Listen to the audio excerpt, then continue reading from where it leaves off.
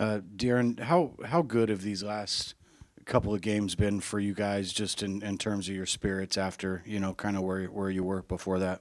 I mean, winning games always feels good. So being able to get these last two, especially being on your home court, it's definitely a booster. Speaking of that, I know Coach DC has been talking to y'all about protecting home court. With anything that stand out, with him telling you that because he almost said with a little aggressiveness. Yeah, I mean, obviously, every night that you come out, you want to be physical. Obviously, you want to get the crowd behind you, be able to get momentum, keep momentum, especially at home is definitely a big thing. But I mean, at the end of the day, like you said, we have to protect home court. At the end of the season, most teams that are the best teams in the league are usually really, really good at home, and then obviously pretty good on the road. There's been some teams that are great at home, bad on the road, but winning at home always puts you in a good spot. Nothing.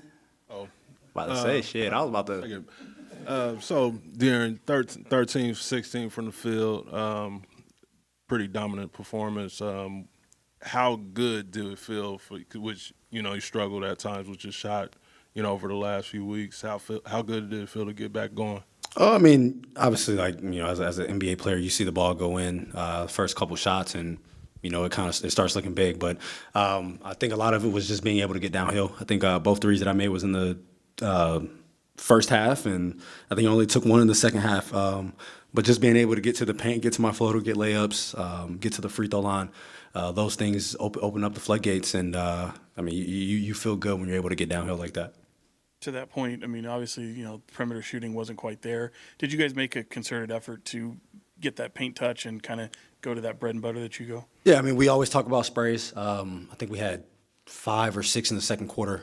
That was big for us, and they challenged us to get more sprays. But as I'm getting downhill, if they're not helping, at the end of the day, at times it's me one-on-one with the big, and you just want to see if they can move their feet. You don't want to always just challenge the big because you're not going to get those foul calls all the time. So just trying to get them moving, east to west, and then being able to raise up. I think it's hard for a lot of bigs to be able to move their feet and then also contest a shot. So that's kind of what I'm looking at when I'm going downhill.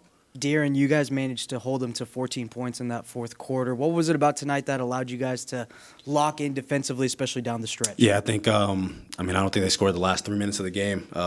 Just the activity. I think Keon was big for us. Obviously, guarding PG, who had a game going the whole game, and just being able to be solid and make it tough on those guys. And then Debo comes in the game, gets a big steal, gets a layup. Those things boost the energy, and especially being at home, having this crowd behind you, it makes getting stops a whole lot easier.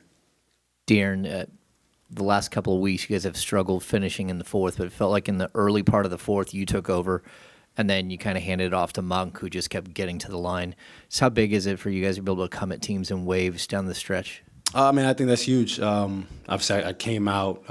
They asked me, and I was like, "Yeah, I'll take a minute." And I think the big thing was the fact that we were able to get stops and able to get out and transition, try to get some easy looks. And I think that's kind of where the game turned for us. Fox, paying attention to Doug on the sideline, he seemed pretty animated and fired up with coaching on the defense. When Malik was taking free throws, he called you and Sabonis over right before that 15-0 run started. Are you able to share just what he was saying just in that moment to the two of you? With that, it was we could be aggressive because I think at the time we might have had one foul. So, you have 3 fouls to give. So be aggressive defensively. And then offensively at the time, I think PG had 5 fouls. So we wanted to get him in action. Most of it was just continue to do what we were doing. Obviously, we went in the quarter down 9, and I think we were tied at that time. So it was continue to get stops and be even at that point, we could have been overly aggressive for the next 90 seconds because we had 3 fouls to give, and we were able to do that, and we were able to get some steals and get out in transition. With it being a big game of runs tonight, how much did you feel like the pace played a part for you guys offensively, whether in either direction with those runs? I mean, we want to be able to pick up the pace. I think I know the last 2 games, I think we had 31 and 23 again in the last 2 games in transition. So being able to do that, on makes or misses, definitely helps us. And even if you don't create an advantage in those first 4 or 5 seconds, now you have 18, 19 seconds to really get into what you want to run. So it's not always about scoring in transition. It's just about being able to get the ball up the court, and it gives us more time to get into our sets.